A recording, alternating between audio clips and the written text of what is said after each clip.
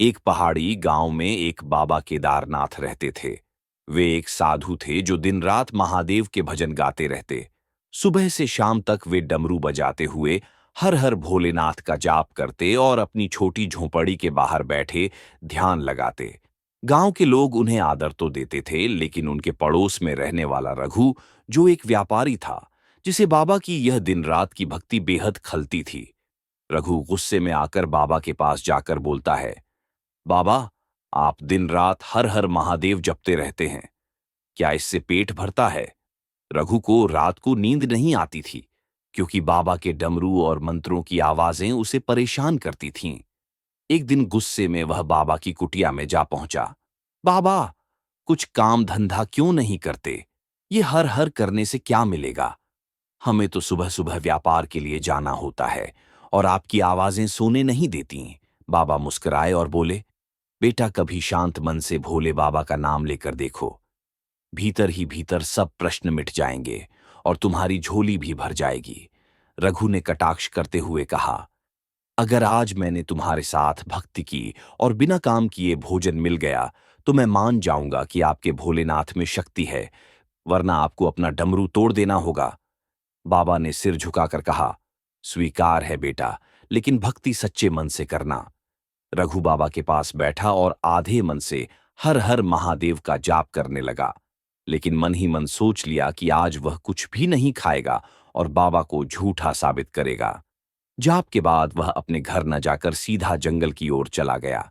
एक टीले पर चढ़कर बैठ गया और सोच लिया, आज मैं अन्न का एक दाना नहीं खाऊंगा, देखता हूं भोलेनाथ कैसे पेट भरते हैं। कुछ देर बाद उस जंगल से गुजर रही कांवड़ियों की एक टोली वहां रुकी। वे थक चुके थे और भोजन बनाने लगे। हलवा, पूरी और खीर बन चुकी थी, लेकिन तभी एक कांवड़िये ने चिल्लाकर कहा, अरे, आगे पहाड़ी पर भूस्खलन हो रहा है, जल्दी चलो। सभी खाना छोड़कर भाग गए।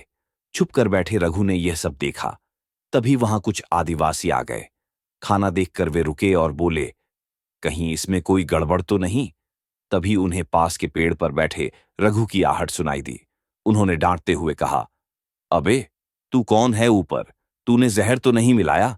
रघु डर गया और बोला, नहीं भाई, ये खाना मैं नहीं बना रहा था, यहां कांवड़िए आए थे। लेकिन आदिवासी नहीं माने। बोले, अगर तू सच्चा है तो इस खाने को पहले तू खा। अपनी जान बचाने के लिए रघु ने डरते डरते वह खाना खा लिया। हलवा खाते ही उसकी आंखों से आंसू बहने लगे। उसे बाबा के शब्द याद आने लगे, भोलेनाथ अपने भक्त का पेट भर ही देते हैं। रघु को अब समझ आ गया कि यह कोई संयोग नहीं था, यह तो सच्ची भक्ति की परीक्षा थी। वह भागता हुआ बाबा के पास पहुंचा और रोते हुए उनके चरणों में गिर गया। बाबा, मैंने आपकी परीक्षा ली, लेकिन आपने मुझे जीवन दिया। आज से मैं भी महादेव का भक्त बनूंगा। बाबा मुस्कुराए और बोले, भोले की भक्ति में शोर नहीं, शांति होती है। जिसने ये पा लिया उसे जग जीतने की जरूरत नहीं। सीख, ईश्वर का नाम लेना केवल मंत्र नहीं, आत्मा का भोजन है। जो सच्चे भाव से पुकारे उसे भूखा नहीं रहना पड़ता। अगर आपको भी भक्ति की शक्ति पर विश्वास है, तो इस वीडियो को एक हार्ट जरूर करें और हर हर महादेव कमेंट करें।